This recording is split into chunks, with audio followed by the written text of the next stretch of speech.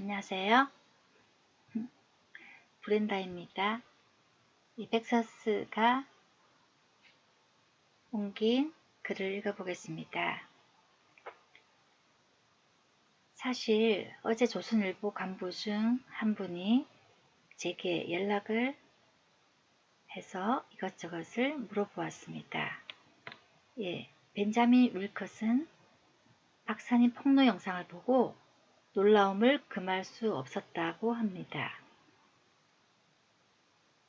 이 영상은 증거자료 입수 경위부터 자세하고 구체적인 내용을 묻더라고요. 어떻게 선관위가 이런 짓을 할 수 있는지 너무 황당하다는 반응을 보였습니다. 그들이 급하게 정보를 모으고 있다는 것을 알 수 있었습니다. 이분은 원래 알던 조선일보 고위 간부인데요. 기자를 시키지 않고 직접 연락을 한 것을 보니 여러 사람이 정보 수집에 다 들어간 것을 확신했었습니다. 어제 그 일이 있었다고 했잖아요. 오늘 조선일보 주필 김대중 고문이 직접 나섰네요. 그 이유를 알게 된 것입니다. 조선일보 김대중 주필이 말씀하신 것을 요약해 보았습니다. 제가 독일 헌법재판소에 의하면 컴퓨터로 진행된 투표와 개표는 위헌입니다.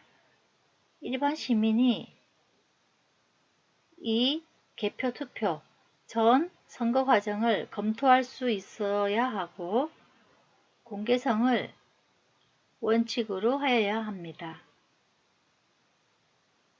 또한 독일은 컴퓨터로 개표된 결과에 혹시 항의하는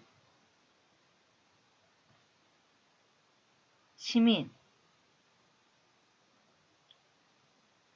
고발 사건 2건에 대해서도 재검표를 하는 나라입니다.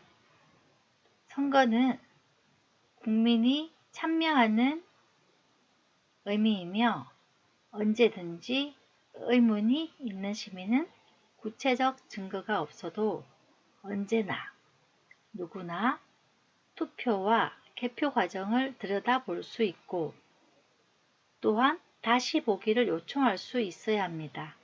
이게 독일 헌법재판소에서 기입하고 있는 내용이라고 합니다.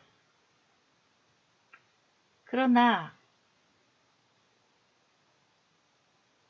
우리나라 선관위는 어떻습니까?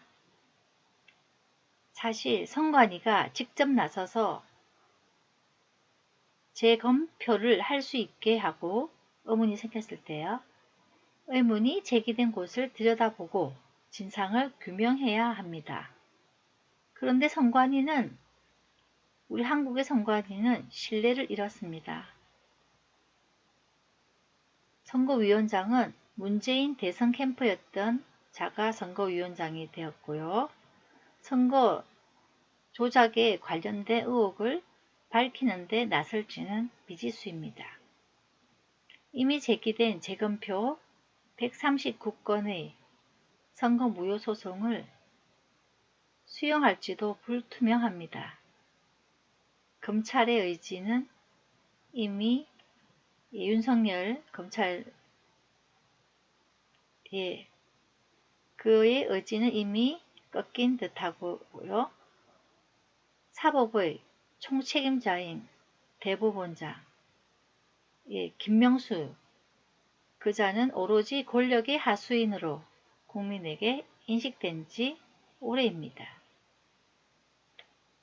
우리에게도 독일 헌법재판소 판결과 같은 한 줄기 소나기 희망은 없을까요? 우리에게 선거 부정을 고발할 내부자, 바로 선관위의 내부에 용기 있는 자는 없을까요?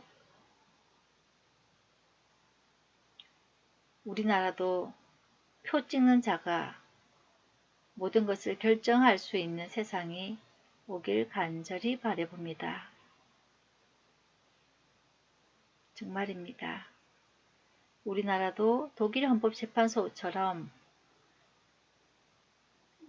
컴퓨터로 개표, 투표한 그 두 건의 고발 사건에도 재검표를 실시하는 나라가 되었으면 좋겠습니다.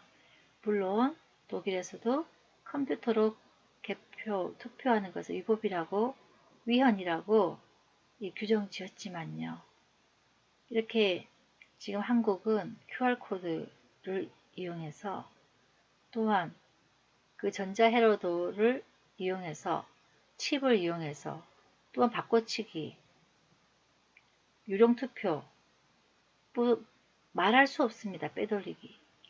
이루 말할 수 없는 조작 방법을 이용해서 빼박을 수 없는 증거들이 많이 나오고 있습니다.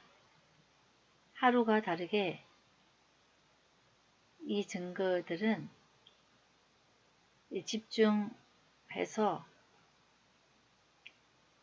고발되고 있고요. 우리 국민들은 더 깨어나고 있다고 봅니다. 우리가 마지막 힘을 모아서요. 분투해서